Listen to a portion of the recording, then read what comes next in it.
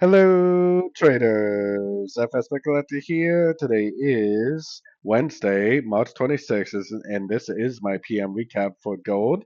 If you haven't done so already, definitely do check out my free Discord channel, link down here in the corner. Also, don't forget to take a look at my website, fxpipcollector.com, if you'd like to gain access to all the benefits listed below and more.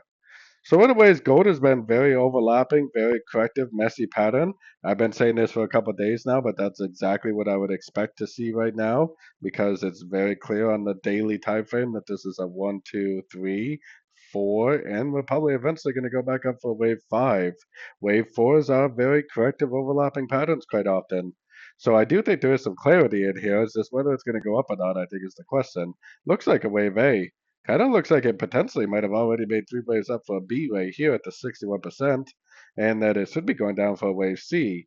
But the problem is a wave C should be an impulsive move, and there's nothing impulsive about this move down. So there's definitely a chance that this is still a wave B. So this is an A, and maybe it pops up one more time to one of these higher fib levels for a wave C, and then it makes the more impulsive movement to the downside for the bigger move. So this would be like an A, B, and a C of wave B, and then down for the bigger wave C, all part of a wave 4. Like I said, we're in a very overlapping corrective pattern right now because this is definitely a wave 4, I believe. Wave 4s are messy overlapping, sometimes hard to predict patterns. But I definitely think there's going to be some sort of an Elliot wave pattern in there by the time it's over with. So anyways, don't forget to join my free Discord channel, and as always, thank you for watching and happy trading.